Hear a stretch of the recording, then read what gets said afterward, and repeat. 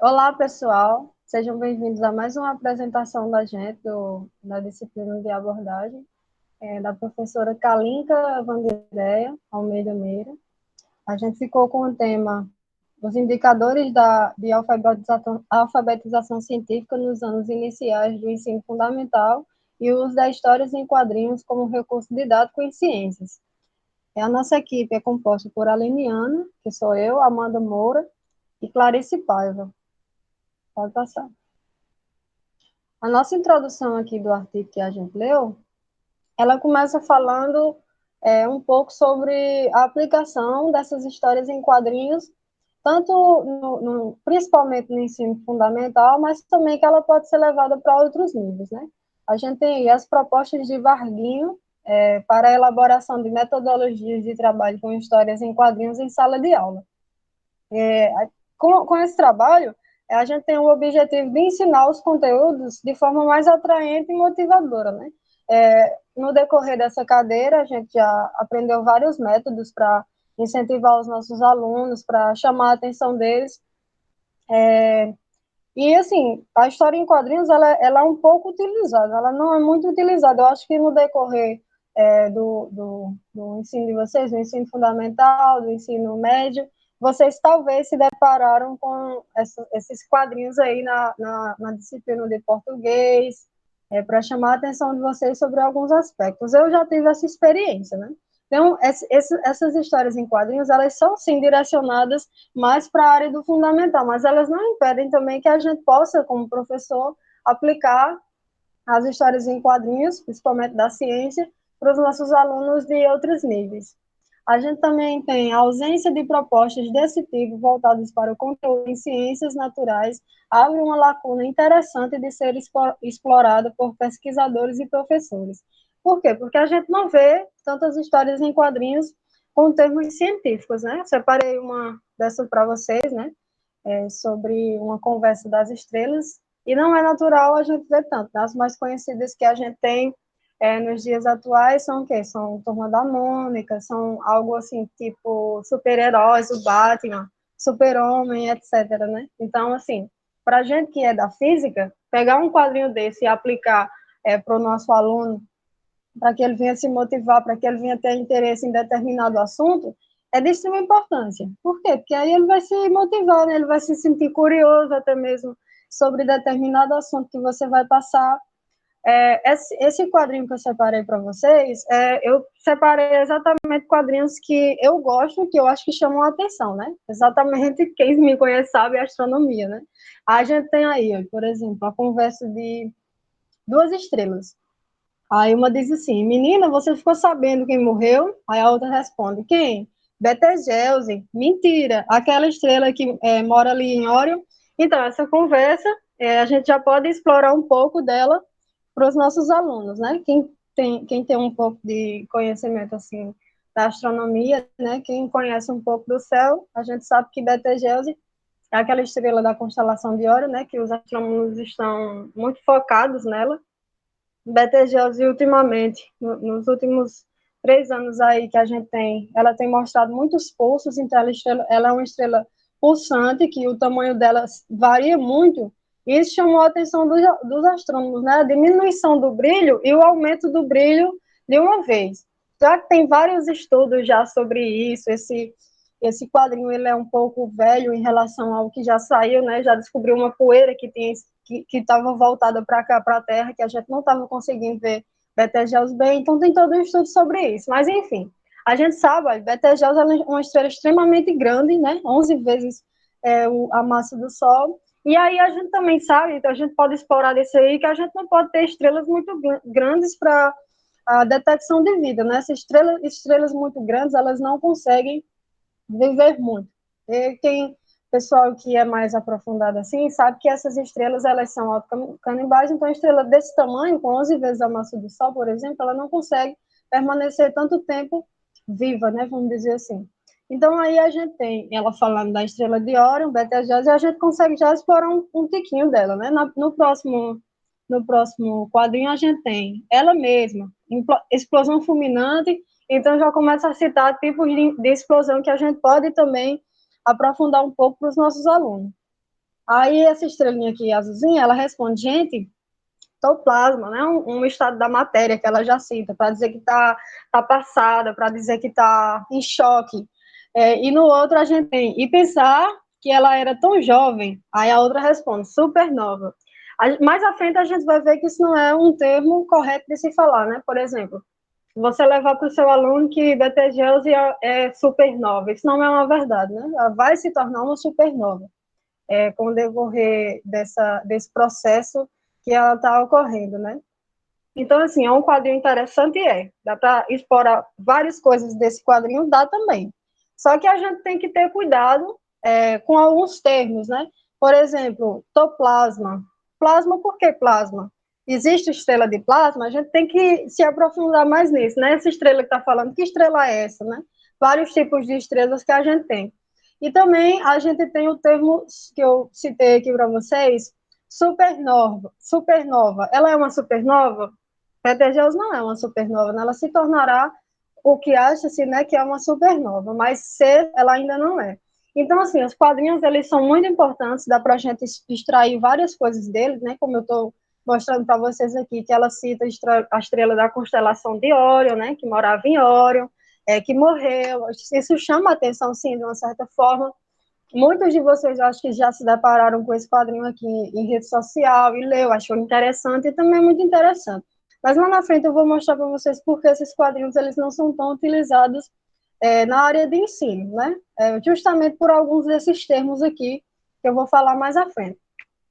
Pode passar. Pronto, a gente tem estudos, ainda na introdução, né? Estudos acadêmicos na área de educação e na área de ensino de ciências reconhece o uso de histórias em quadrinhos como um recurso didático relevante para as aulas de ciência em todos os níveis.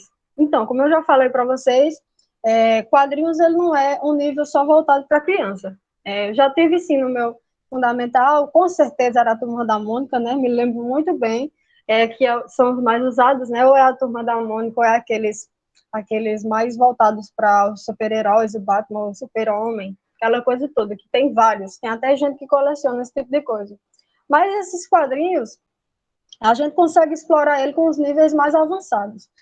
Não só, assim, de ensino fundamental, ensino médio, como a gente pode expandir para níveis superiores até mesmo. A gente consegue encontrar qualquer coisa consegue até fazer também quadrinhos para motivar os nossos alunos, né? Quem tem um pouquinho de tempo, quem tem interesse, quadrinhos eles chamam muita atenção.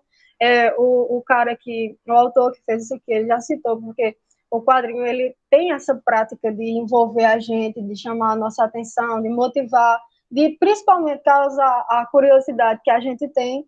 Então, assim, não é só para crianças, a gente pode explorar muito sobre esses quadrinhos, tanto no ensino médio, que é os nossos estudos, né, que é onde está voltada a nossa física, e também, quem sabe, no ensino superior, né? Se a gente conseguir quadrinhos interessantes, se a gente pode até fazer, né? Uma das ideias que eu estava pensando. Não se pode ignorar a presença e influência dos mais diversos meios de divulgação da ciência. Como eu falei para vocês, no decorrer dessa cadeira, a gente viu vários métodos para chamar a atenção dos nossos alunos, a gente conhece vários tipos de coisas para motivar ele.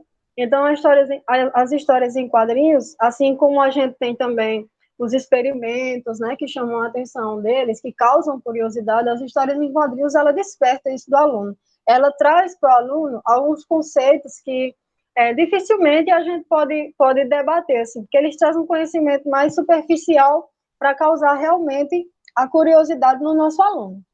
Separei esse outro quadrinho para vocês, que ele é um pouco mais diferente daquele outro. Eu vou ler aqui o primeiro para vocês verem. Se os satélites são atraídos pela gravidade, por que não caem na Terra? Esse rapaz do cabelo amarelo está falando para o outro, não é uma pergunta, uma dúvida que ele tem. Aí o outro rapaz responde: o satélite tem velocidade e faz um movimento circular. Se ele ficasse parado, ele cairia, né? Então a gente pode abordar isso aí, a gente pode chegar para o nosso aluno e começar uma conversa, né? Antes de aplicar os nossos cálculos, aquela coisa chata que a professora Kalinka já nos explicou e que serviu muito para a gente compreender, né? Não é de grande interesse da gente que a gente chegue lá com cálculos movimento circular, principalmente, né, que a maioria dos alunos não entendem bem, e a gente começar a jogar esses cálculos na cara dos nossos alunos, né? Então, a gente colocar um quadrinho desse, até nesse ponto, ele é muito interessante, né? Porque aí você já motiva o movimento circular, você já relaciona satélite, já relaciona Terra. É por isso que eu gosto tanto do da astronomia, dessa parte física que fala mais dos astros, dos satélites, essas coisas, porque acaba motivando muito o interesse do aluno. Por exemplo, a gente tem aqui um satélite ao redor da Terra, né? Orbitando a Terra. Então, o rapaz começa a explicar para ele que ele não cai por causa desse movimento. Porém, se ele tivesse parado, com certeza ele cairia, né? A gente pode explorar isso aí também, assim, falando de uma forma breve, né, para o nosso aluno, a estação espacial, né? Na verdade, a estação espacial, por exemplo, o pessoal diz, ela está em órbita e tudo mais, só que a estação espacial, na verdade, o pessoal pensa que lá tem gravidade zero e tudo mais, não tem, pessoal. A diferença gravitacional é apenas 22% daqui da Terra. Então, o pessoal, eles não sentem o que é realmente gravidade zero, né? Eles ainda têm a atração da Terra. Então, quando a gente vê lá aqueles vídeos lá que o pessoal, a astronauta lavando o cabelo, ou os astronautas se movimentando com tanta facilidade lá naquela gravidade, aquilo ali não é exatamente uma gravidade. Aquilo ali, na verdade, é uma queda que está ocorrendo da estação. Então, aquela queda faz com que pareça uma certa gravidade, mas não é. Tem gravidade? Tem. Só que 22% são menor do que aqui na Terra. Então, quando ocorre essa órbita, da estação espacial, por exemplo, com o decorrer do tempo, eles vão ajustando essa órbita, para que ela não fique caindo demais, para que ela não saia do local que ela está, né? Ela não saia da área onde ela tem que fazer esse movimento. Então, a gente consegue, através desse quadrinho, também dar uma explorada sobre esse tipo de assunto aí, né? Sobre a gravidade, sobre esses astros que ficam circulando a Terra, que ficam orbitando a Terra. E aí, no último quadrinho, ele fala assim: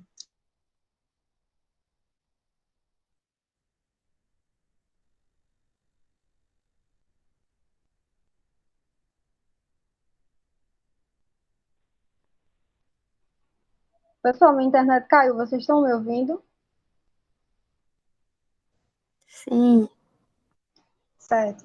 Pronto, nesse último slide, como eu ia falando para vocês, a gente tem aqui ele falando, se não tivesse gravidade, ele andaria em linha reta e sairia de órbita. Claro, né? Daí a gente já consegue explorar muitos e muitos conceitos, né? Por exemplo, a luz, né? Aquela história do tempo da luz, que a luz do Sol ou de outros astros chegam até a gente. A gente consegue explorar essa questão da força gravitacional, né? Se a Terra desaparecesse, se acontecesse da Terra desaparecer, qual o movimento que ia causar nesse satélite aqui. Então, tem todo um conceito físico em cima disso que a gente pode abordar muito bem, principalmente nessa área de cinemática. Pode passar.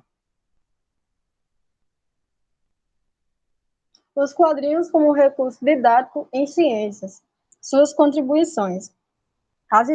As histórias em quadrinhos é um vínculo de comunicação e entretenimento que podem contribuir para a prática pedagógica em ciências, para que a prática pedagógica em ciências esteja mais próxima do interesse do aluno e permite o estímulo a uma leitura mais apurada de diversos textos que tratam de técnicas em ciência. Como eu falei para vocês, a gente tem uma variedade de assuntos que pode ser explorado pelo aluno, né? A gente, infelizmente, eu tenho certeza que muitos de vocês não tiveram contatos com quadrinhos que tivessem, por exemplo, falando de astronomia, como esse que eu citei, porque a maioria deles falam muito de coisinhas assim como Turma da Mônica, da área da biologia também, falam dos super-heróis, que a gente não teve tanto contato, mas os que tiveram, com certeza, foi algum desses, porque a minha experiência foi essa também. E como eu já mostrei também, a relação, a gente pegar essa relação dos quadrinhos e relacionar eles a um termo científico, pode mudar, de certa forma, a vida do nosso aluno, né? Principalmente do nosso aluno do fundamental, porque imagina só, você se depara, como na última apresentação, você chega lá, você se depara com um aluno que você vai mostrar alguns experimentos para ele, só que esse aluno ainda ele não teve contato com nenhum tipo de ciência, né? Ele não teve contato com nem sequer um texto, com nada. Se teve contato com algum meio científico, com certeza foi da área da biologia, por exemplo, que isso acontece muito. Os professores de física, na verdade, às vezes são biólogos, ou na verdade são químicos ou matemáticos, e não tem tanta essa interação, né? E com os quadrinhos voltados para o ensino fundamental, principalmente, eu consigo desde cedo chegar para o meu aluno e dizer assim, olha, estou apresentando para você uma coisa que talvez surja um interesse em você, né? Quando eu era criança, eu tinha muito interesse pelos astros, eu achava muito impressionante. Então, criar esse desejo desde pequenininho é uma grande forma de você motivar esses jovens para a área da educação, assim, de você talvez fazer com que ele seja um professor de ciências, um professor de física, talvez que você motive ele a ser um astrônomo, que a gente não tem tantos astrônomos hoje em dia. Então, assim, a história em quadrinho, ela é muito interessante. Por quê? Porque ela tem muita coisa voltada para as crianças, né? Então, ela sendo voltada para o ensino fundamental, a gente consegue extrair um pouco do aluno, causar aquela curiosidade, e quem sabe o aluno ele não já chega lá no ensino médio com aquela vontade de fazer o experimento, né? Que a gente já citou outras vezes, com aquela vontade de explorar o máximo possível que ele tem ali naquele experimento que a gente está fazendo para motivar mais ainda o interesse dele. E aí eu tenho uma pergunta, né? Porque se esses quadrinhos eles são tão interessantes, se esses quadrinhos eles podem ser aplicados em diversas áreas da nossa educação, né? No ensino fundamental, no ensino médio, no ensino superior, se é tão benéfico assim, por que muitos professores evitam o uso de quadrinhos em sala de aula? É bem interessante de se falar disso, mas a gente vai voltar um pouquinho para aquela primeira apresentação que eu falei para vocês, né? Que a gente ia debater aqui mais à frente. É importante deixar claro que esses assuntos que são abordados, eles não levam exatamente o que é a ciência para os nossos alunos. Assim, a ciência ela tem que ser levada muito ao pé da letra, porque muitas vezes a gente se confunde. Então, por que o quadrinho ele não é muito usado pelos professores? Porque eles trabalham com humor, principalmente, né? Muitos de nós já vimos isso, que tem a intenção de ser mais algo assim para chamar a atenção para a gente rir, e também eles utilizam muito a pseudociência, né? Que é aquela coisa que não é tão exato. Por exemplo, quando eu citei a Estrela falando toplasma, o que é que aquilo quis dizer, né? Ela usou um termo que é um estado da matéria, só que não quis dizer nada. Porque ela é uma estrela de plasma, isso existe, né? Quando a outra falou lá que Betelgeuse era supernova, ela era uma supernova, então, essas coisas começam a causar um pouco de engano na cabeça dos nossos alunos, né? Por exemplo, o aluno vai começar a pensar que a estrela que eu citei lá é uma supernova, que não é verdade, né? Betelgeuse, quando acontecer todo esse processo dela, ela vai ser futuramente uma supernova, quando acabar todo esse processo dela de pulsação que ela está acontecendo agora.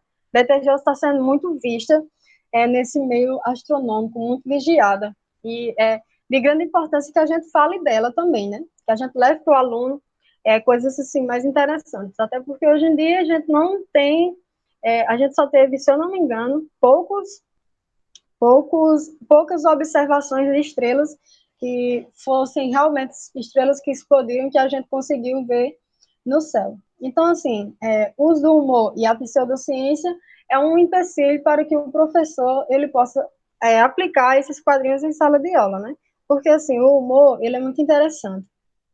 Você pode chegar para o aluno, coloca essas histórias em quadrinhos, o aluno pode rir, pode achar engraçado, mas esse humor, na verdade, eles usam como que, tirando algumas partes científicas interessantes, e utilizam através disso a pseudociência, como eu já falei para vocês. Aquele primeiro quadrinho, ele cita a supernova, Betelgeuse não é supernova, porém, em alguns quadrinhos a gente consegue explorar algumas coisas interessantes, por exemplo, ele cita lá que a estrela Betelgeuse é da constelação de Órion. A gente consegue já ensinar para os nossos alunos algumas estrelas alfa de algumas constelações que a gente tem como Betelgeuse. Então é isso, eu vou passar a palavra para a próxima integrante, Clarice, e eu agradeço muito a vocês.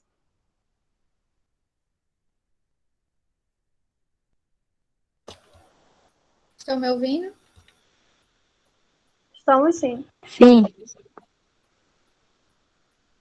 Bom, pessoal, meu nome é Clarice, eu vou dar continuidade, né, à apresentação. E eu vou falar um pouco sobre a alfabetização científica em busca de indicadores.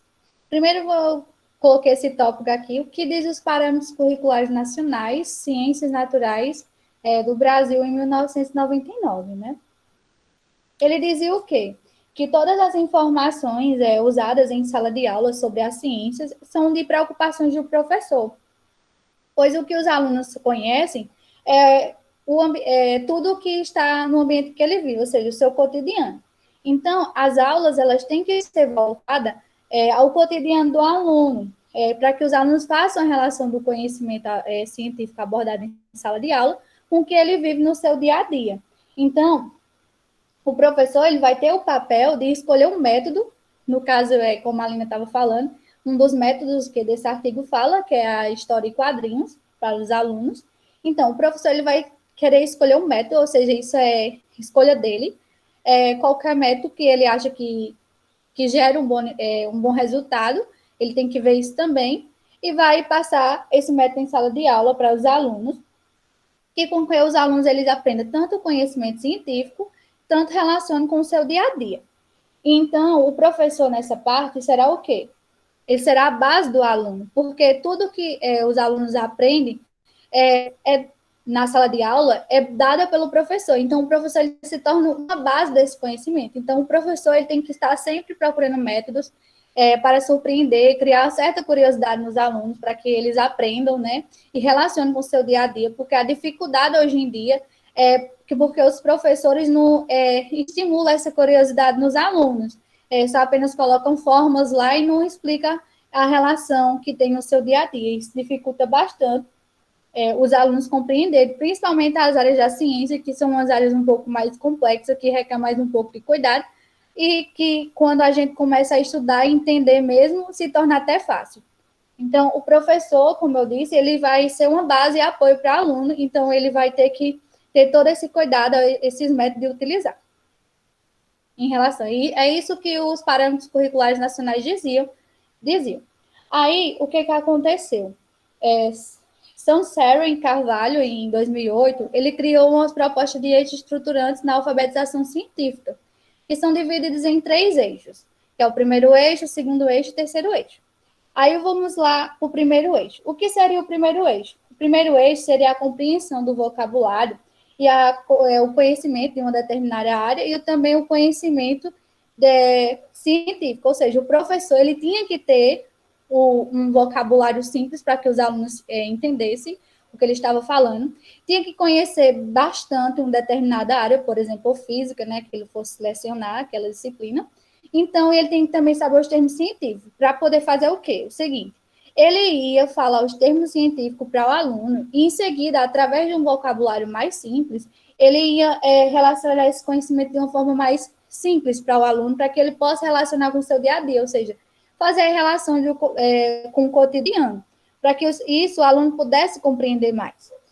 Porque, de certa forma, é importante, sim, que os alunos tenham essa relação do cotidiano, mas não pode deixar de saber os conceitos científicos, ele tem que aprender a parte científica. É isso que os professores, eles não fazem. Ou eles só, quando eles querem, eles só, fazer uma coisa mais dinâmica, eles só dão a parte simples, ou seja, relação do dia a dia, mas não deixa a desejar nos conceitos científicos. Isso não pode acontecer. O professor tem que fazer a junção dos dois para que o aluno tanto aprenda o conceito científico e possa relacionar com o que está acontecendo no seu dia a dia, porque é de extrema importância. Por exemplo, em sala de aula, os professores só jogam a fórmula, por exemplo, de eletricidade que os alunos têm muito no seu dia a dia, no ensino médio. Ele só joga lá a forma e nem explica totalmente o que está relacionado. E os alunos pegam até o quê? Desinteresse daquele conteúdo, não entende e não sabe relacionar nada no seu dia a dia. E quando, na verdade, quando relaciona, se torna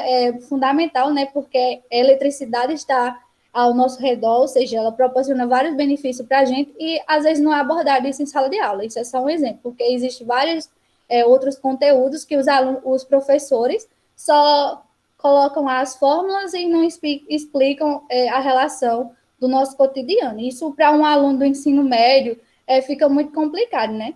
Onde ele está iniciando, né, a alfabetização científica dele, que era para ser iniciada nessa época, mas a maioria das escolas não são feito isso, só são utilizadas essa iniciação de alfabetização científica no ensino médio, e ainda é mal. E a maioria das escolas que tem essa iniciação científica no ensino fundamental desde cedo, nos anos iniciais, para as crianças, são escolas particulares. Infelizmente, o Brasil ainda está nessa situação. O segundo eixo seria o quê? Seria a compreensão da natureza da ciência com a relação entre os valores políticos com relação à prática científica, ou seja, os professores entender e também os alunos que para ter uma alfabetização científica, tipo, para poder depois, né, a iniciação científica ou fazer alguma pesquisa, envolve essa parte política, ou seja, já é uma coisa que depende da política. Porque a gente sabe que uma pesquisa científica hoje em dia, assim, bem elaborada, bem complexa, a gente necessita do quê? De verbas para conseguir realizar aquilo, né, aquela pesquisa. Então, a gente depende inclusivamente do governo. Então, existe essa relação que propôs Sansero e Carvalho.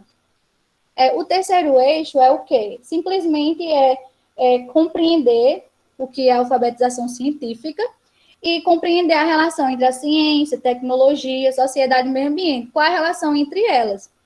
E perceber quais são os benefícios que ela adquire ao homem na nossa vida, né, no caso. Então, esse era o terceiro eixo de Sansero e Carvalho, que ele falava. Também é importante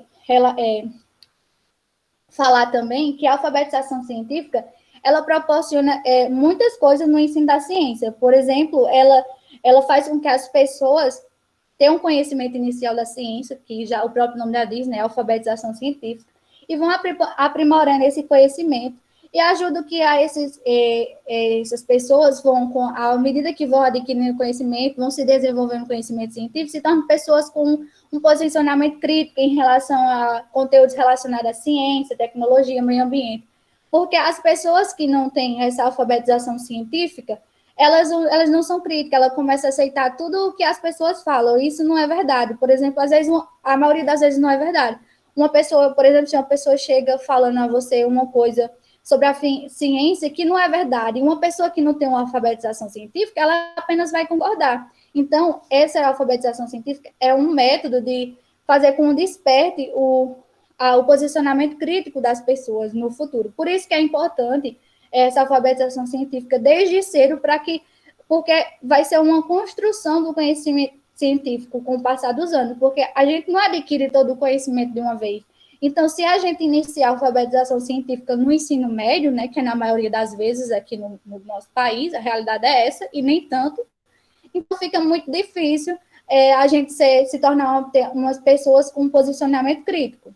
É complicado, não é impossível, né, mas é um pouco complicado. Então, essa proposta desse artigo, desde o início, assim, a alfabetização científica, seria muito interessante, e principalmente nessa parte, né, de tornar as pessoas com um posicionamento crítico. Vou passar aqui para o segundo slide. Lorenzeri e Dualiscovi, ele em 2001, página 8 e 9, citado por Pizarro, Lopes Júnior, em 2010, propõe que a alfabetização científica seja compreendida como um processo pela qual a linguagem das ciências naturais adquire significados, constituindo-se um meio para o indivíduo ampliar seu universo de conhecimento, a sua cultura como cidadão inserido na sociedade. Como eu falei, o que seria conhecimento científico? É o início do conhecimento científico, a alfabetização científica, no caso. Seria o início do conhecimento científico, é onde você começa a ter o primeiro contato com a ciência, saber aquelas pequenas coisas, e a gente vai adquirindo esse conhecimento. Então, ou seja, o que Lorenzeri e Deliscoe quer dizer? Que a gente vai adquirindo esse conhecimento e vai começando a relacionar o cotidiano, a sociedade, a cultura, o universo, tudo com a ciência. Vai juntando tudo isso, vai vendo que tudo está relacionado um com o outro. É isso que Lorenzeri e Deliscoe fala. Então, é bastante interessante essa parte.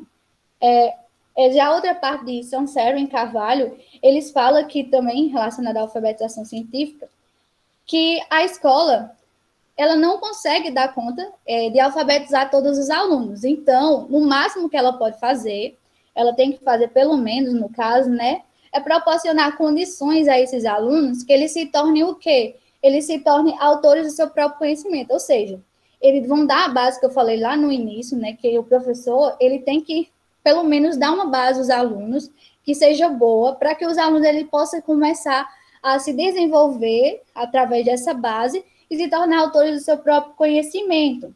Ou seja, eles vão começar a adquirir conhecimento por conta própria, ou seja, vão ter um entusiasmo em procurar. Porque se o professor der uma base boa, relacionar o cotidiano, todos os conteúdos científicos que foi abordado em sala de aula, o aluno tende a cada vez mais ter entusiasmo em querer saber sobre aquele assunto.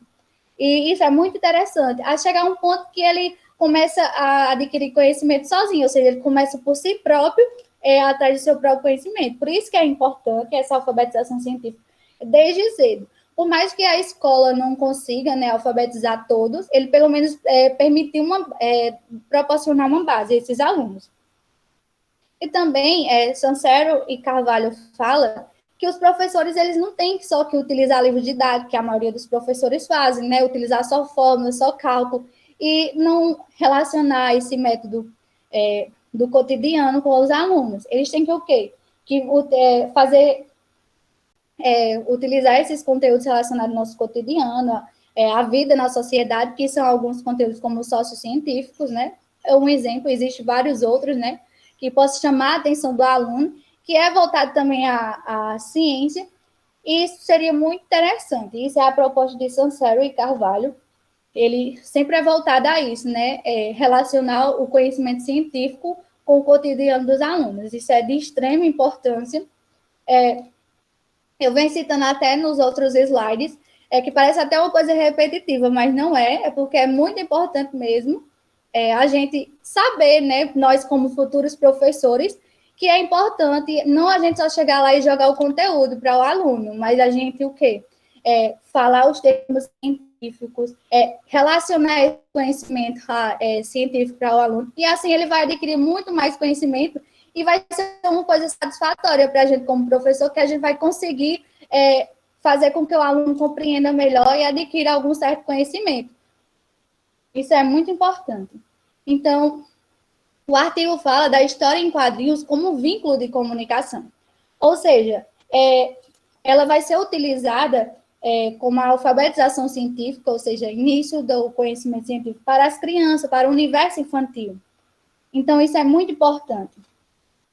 Sancero e Carvalho fala que a alfabetização científica nos anos iniciais é muito importante também. É muito importante. Como eu já falei, né? Porque os alunos eles vão adquirindo desde cedo e vão construindo seu conhecimento científico para se tornar pessoas de autores do seu próprio conhecimento, pessoas com posicionamento crítico, e isso é muito importante. Outro fator também que Sancero fala, e Carvalho, que os professores eles têm que saber identificar e descrever quais são os fatores que interferem essa alfabetização científica nos anos iniciais, que são o ensino fundamental. E para poder acabar com essas interferências e trazer o quê? Um conhecimento científico melhor para os alunos nos anos iniciais. Então, é muito importante isso que Sancero fala, que essa parte dos professores saber identificar quais são as interferências que estão prejudicando ali a alfabetização científica e procurar um método que ele utilize que interrompa essa interferência e que o aluno possa adquirir conhecimento científico melhor, né, no caso. Então, é muito importante isso. Outra coisa também, que os alunos, eles exigem uma necessidade de aprender sobre a ciência, ou seja, ter alfabetização científica nos anos iniciais, porque eles vão aprender o quê? Eles vão, como eu disse, eles vão o quê? Adquirindo conhecimento cada vez mais com o tempo, e eles vão saber o quê? Aprimorar cada vez mais esse conhecimento, vão saber organizar todas as informações, o modo de pensar dele vai ser diferente, e eles vão se tornar capazes de criar suas próprias hipóteses. Como eles vão se tornar autores do seu próprio conhecimento, eles vão começar a criar hipóteses a sua mente, ou seja, fazer perguntas, se questionar e vão atrás de responder essas perguntas que ele tem em sua mente. Então, é muito importante isso. Mas o quê? Se não existir essa alfabetização científica desde o início, quando a gente é criança, no ensino fundamental, o certo era ter desde criança, que era muito importante, né, começar com as coisas básicas, que assim a gente ia construindo um conhecimento cada vez maior. Mas, como eu falei, que no nosso país, a maioria das vezes só utiliza no ensino médio, então fica muito complicado de se, um aluno se tornar um cidadão que seja crítico, seja autônomo do seu próprio conhecimento, que ele seja crie hipóteses sobre a ciência, procure responder essas suas hipóteses. Então, é muito difícil. Então, por isso que esse autor tem essa proposta de utilizar essa alfabetização científica para os anos iniciais, utilizando a história em quadrinhos. Eu vou dar uma pausa um pouco, vou passar a fala para a Amanda e eu volto daqui a pouquinho.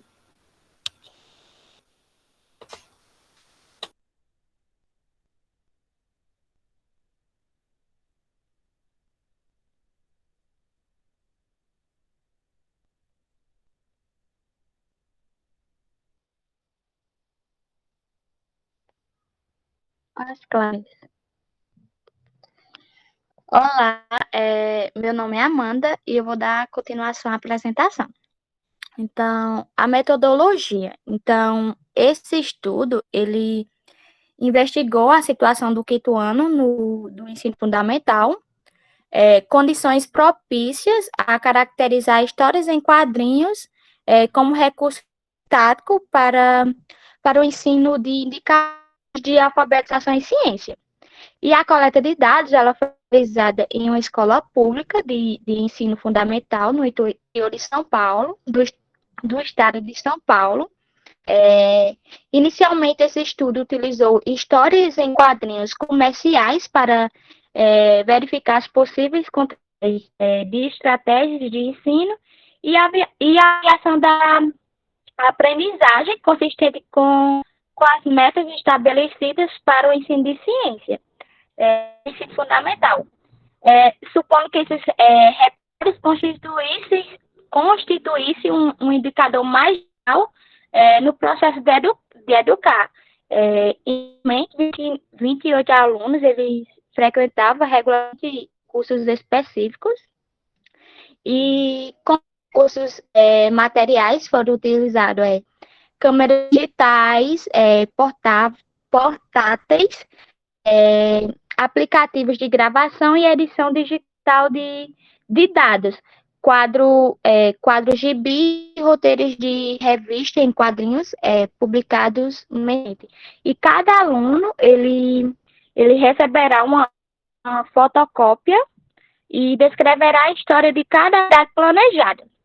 E esse estudo incluiu a gravação de 4 aulas consecutivas e a coleta de trabalhos escritos de 28 alunos que interagem com as atividades nas 4 aulas, e a filmagem ela foi realizada por uma graduanda em artes gráficas. Então, para a turma do quinto ano, ministrar 5 aulas, porque na tabela só aparece 4, e esse quadro aí, ele informa para cada aula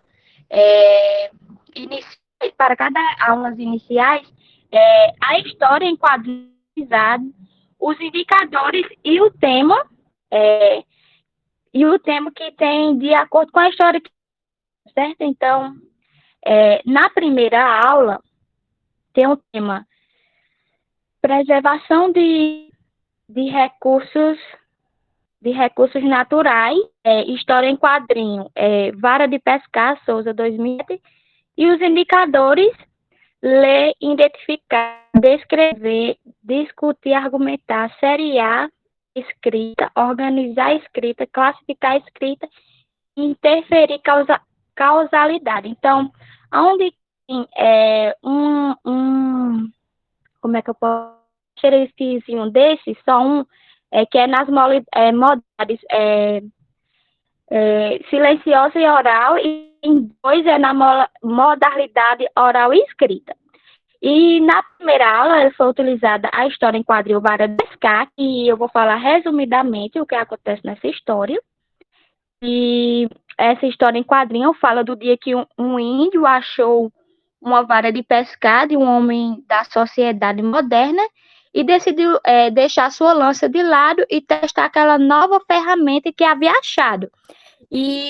Mas logo ele viu que não ia conseguir nada, pois ele não pegava nenhum peixe, só pegava a bola que o homem jogava no rio, e depois de muito tempo ele decidiu deixar para lá e foi contar aquela experiência ao seu amigo. O índio disse que aquela ferramenta do homem branco não servia para pescar e sim para limpar o rio. No meu ponto de vista, essa é uma história para conscientizar os alunos a não jogar lixo no rio, pois cada vez mais lugares que eles joguem o lixo em um local adequado poderia ir para o rio, fazendo assim que aconteça a ação e se torne prejudicial para todos nós. Na segunda aula, tem uma alimentação, história em quadrinho, arroz, feijão e ovo frito, Souza 993, e os indicadores ler, relacionar, descrever, classificar. Então, a história, essa segunda aula, a história arroz, feijão, ovo frito, a história em quadrinho fala de um homem que já estava acusado na zona rural, pois era uma comida repetitiva. Então, o seu primo, ele passar uma semana na cidade grande, onde ele ia se lembrar com a quantidade de comida diferente. Porém, eles não eram saudáveis. Na outra semana, ele volta para a zona rural, tem aquela comida simples. Desta vez, o personagem estava agradecido pela aquela comida, pois era uma comida que não iria lhe fazer mal. Então, nessa segunda história, vimos que o personagem, ao voltar da cidade, ele agradece pelo retorno, pois aquela comida simples não fazia mal algum, pois era uma comida saudável e não uma comida industrializada como vemos na cidade, onde tudo que vai ser comprado é algo industrializado e de alguma forma essas comidas é prejudicial para nós. Já na terceira aula tem o tema cadeia alimentar e funções dos seres vivos. A história em quadrinho Bicho Homem, 2004. E os indicadores ler, relacionar, exemplificar, propor, hipótese e intercausalidade. Então, nessa terceira aula, na história, o personagem ele faz a leitura de uma redação na escola, na qual ele tenta explicar a dor mais forte através de uma cadeia alimentar, e ele fala do homem como se que faz tudo para conseguir o que lhe interessa, fazendo coisas que nenhum outro animal faz, mas logo ele percebeu que nem a professora e nem os seus colegas estavam gostando. Então, ele terminou sua história falando que o homem era o maior guardião da natureza e todos ficaram satisfeitos. Então, nessa história, mostra uma reviravolta que o personagem consegue fazer e sua esperteza, vendo que sua redação não estava agradando, então mudou o final para que todo mundo se agradasse da história que ele estava contando. Já na quarta aula, tem o tema cadeia alimentar e relações entre os seres vivos, história em quadrinhos, Tribunal de Selva, Souza, 2006. Ler, interpretar, confrontar suposições e propor hipóteses. Então, já nessa quarta aula, a história Tribunal da Selva conta, nessa história, temos o relato de criança, uma da cidade grande e um índio. Os dois estão conversando sobre a prática da caça. E o menino da cidade dizendo que a caça era cruel. E o menino William falando da importância de tal atividade para a sua existência, mas o menino da cidade parece não entender a lei da selva. Então, vimos nessa história que há dois pontos de vista diferentes, mas que o menino da cidade não parece entender o menino índio e o seu modo de subsistência, onde se ele procurar sua comida, certamente ele não. E na última aula, na quinta aula, e última é porque não aparece no quadro, a professora, ela solicitou dos alunos, somente por escrito, a produção de um quadrinho que, na avaliação deles, cumpriria a função de ensinar alguns dos conceitos estudados através das histórias utilizadas nas aulas anteriores. Então, na minha opinião, essas histórias trouxeram várias questões importantes para a sala de aula, onde os alunos poderão discutir vários temas importantes para a sociedade e mais importante ainda, para o indivíduo que está em plena formação intelectual. Sim. Pode passar.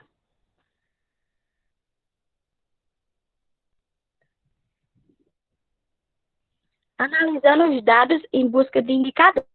Então, foi listado algumas estratégias de ensino e avaliação conhecidas aí na tabela, que são divididas por aulas, conforme mostrado na tabela, porque a tabela era bem grande, sabe? Aí ele dividiu nas folhas dos slides, aí eu vou ler para vocês. Então, eu vou ler e depois dizer o resultado, certo?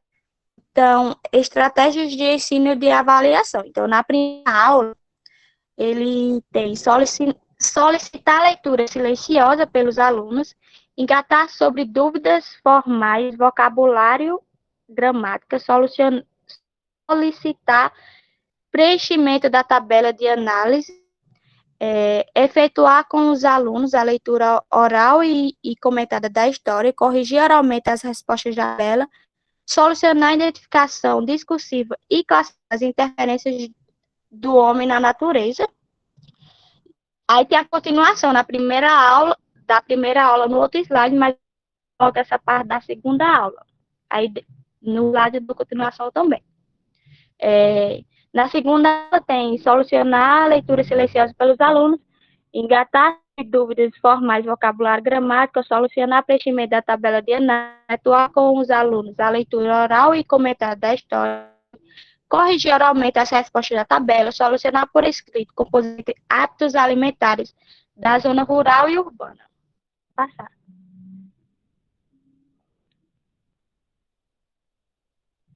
Aí, vamos aí a continuação da primeira aula, que é organizar nas modalidades oral e escrita a comparação e análise de produção dos alunos sobre a tabela anterior.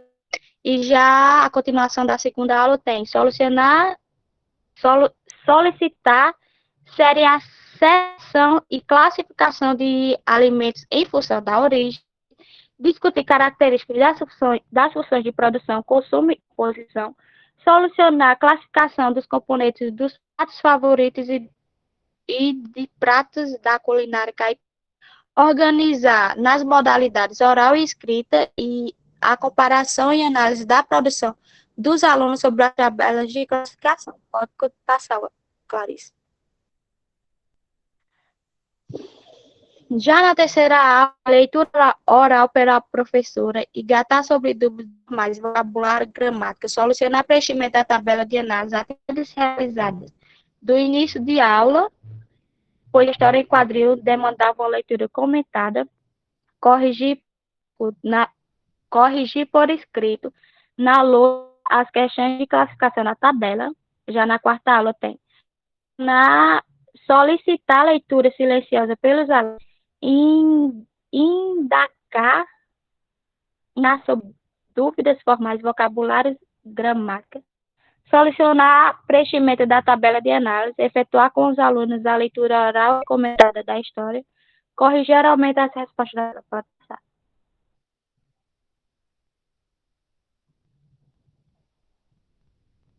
A continuação da aula aí, nesse primeiro aí, tem propor exercícios de argumentação oral sobre hipóteses derivadas das respostas da tabela, solucionar ordenação da cadeia alimentar expressa na história em quadrinho, fornecer modelo de ordenação distinto da história em quadrinho, solicitar segundo exercício de ordenação com novos exemplos, solicitar a exposição coletiva das respostas para o grupo, efetuar correções nos trabalhos apresentados. Já na continuação da quarta aula tem exemplos de relações entre seres vivos e solicitar a redação de exemplos nas relações apresentadas.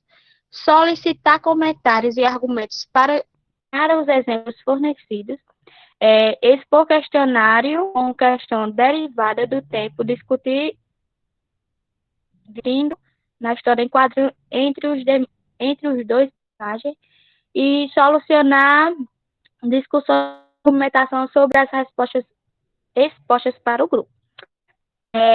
Bom, então, o estudo, ele mostra que a leitura silenciosa, por meio dos alunos, ele foi obtido um bom resultado nas respostas das perguntas, porém, os mesmos indicadores, eles não foi de uma condição suficiente para a produção das respostas corretas, no caso de perguntas diferenciais.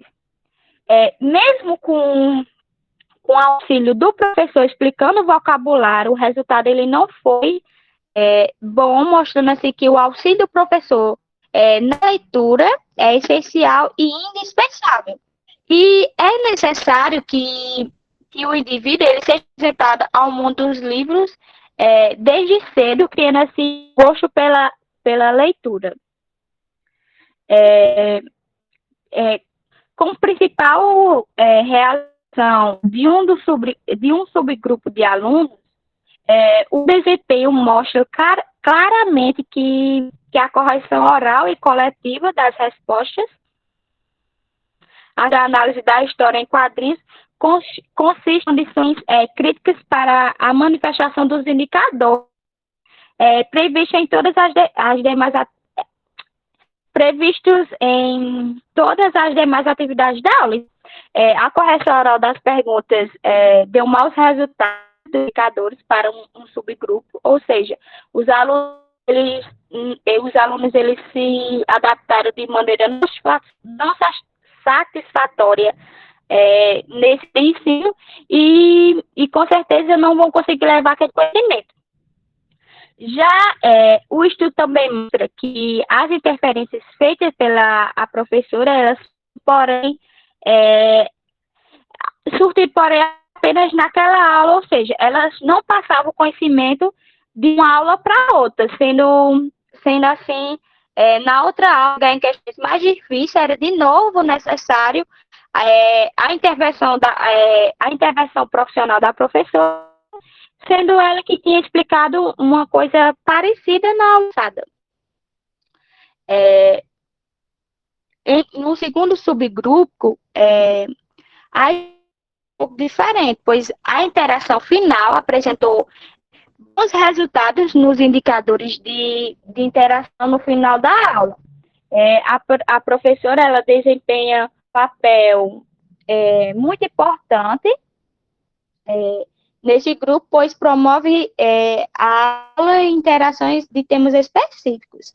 Então, esse segundo subgrupo, ele tem um método de ensino diferente, onde a professora ela atua constantemente com os alunos, e esse tipo de ensino trouxe também bons resultados nos indicadores, pois a professora ela cumpriu a tarefa de diferenciar entre a produção mecânica das respostas previsto e o desenvolvimento e a manifestação dos indicadores desejados.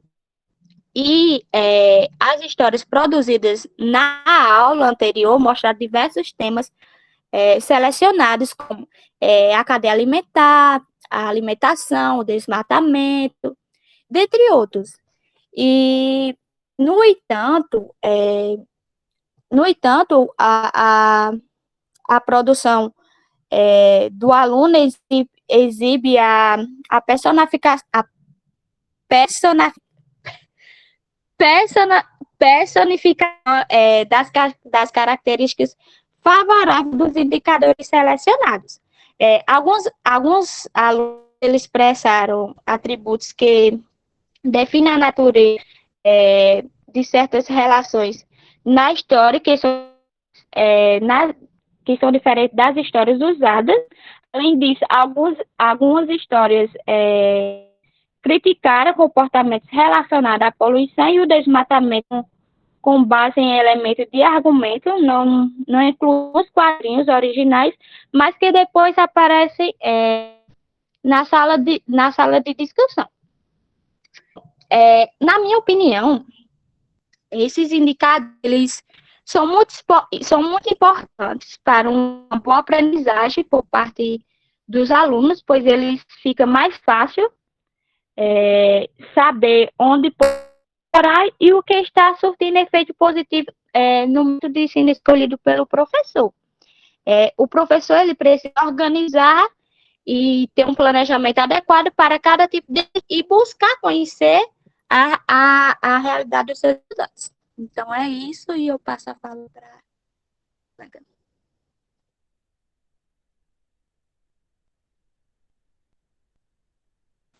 Bom, pessoal, agora eu vou concluir a apresentação. Vou só ajeitar aqui. Eu vou falar agora das considerações finais, né? Qual o objetivo principal desse estudo? O objetivo consiste, né, na utilização das histórias em quadrinhos como uma forma de transmitir o conhecimento científico, ou seja, a alfabetização científica para os alunos.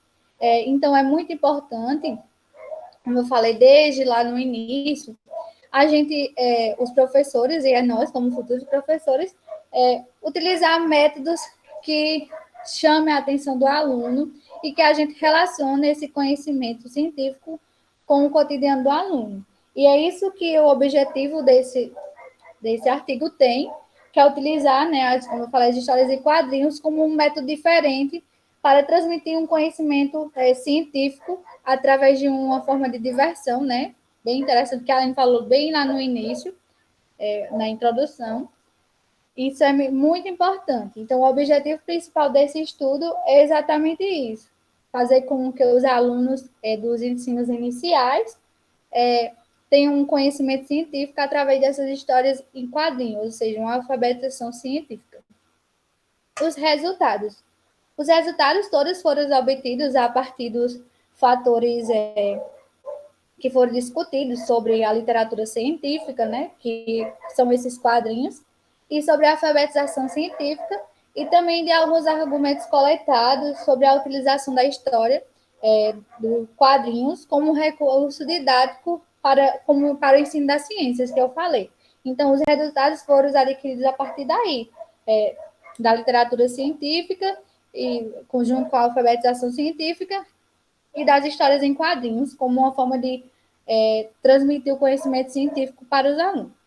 A estratégia utilizada foi essa própria história em quadrinho utilizada para passar o conhecimento científico para os alunos, ou seja, a iniciação da alfabetização científica para os alunos dos anos iniciais e do ensino fundamental. E foi uma forma bem qualitativa, a gente pôde perceber durante o artigo, que ele proporcionou bastante aprendizado para os alunos em relação à ciência, nos alunos dos anos iniciais, e isso você pode perceber também que isso foi uma ótima estratégia. É isso que os professores eles têm que fazer, utilizar mais esses métodos, como a história em quadrinhos, ou algum método interessante que não seja isso, para chamar a atenção do aluno, que volte o conhecimento do aluno, relacione, no caso, o conhecimento científico com o dia a dia do aluno, e assim o aluno vai compreender cada dia mais e vai o quê? citar aqueles 3 fatores que eu citei anteriormente. O aluno, ele vai o quê? Ele vai se tornar um adulto, um jovem, com uma proposta crítica em relação à ciência, sociedade, em relação ao conhecimento, né? Ele vai se tornar autor do seu próprio conhecimento e ainda ele vai o quê? Começar a criar as hipóteses e ele vai procurar tentar responder essas hipóteses, ou seja, essas perguntas que ele faz. Essa estratégia foi bastante benéfica, como eu já falei, tanto não só para os alunos, também para os professores, né? Porque gerou também um aprendizado para os professores, de certa forma, é um método novo, né? De se utilizar. E os professores, eles também, eles aprendem muito com os alunos. Por isso que é importante também ter um vínculo entre o professor e o aluno. Ou seja, os professores sejam amigos dos alunos e os alunos sejam amigos dos professores. Que assim tem um vínculo mais para transmitir conhecimento e trocar conhecimento, né? Não só porque é professor que não adquire algum conhecimento. Então, exige essa troca de conhecimento entre o professor e o aluno. Então, foi também considerado bastante, como se posso dizer, uma forma divertida, né, de os alunos aprenderem com essas historinhas e quadrinhos. E também o professor ele ficou muito satisfeito. Qual o professor que não gosta, né?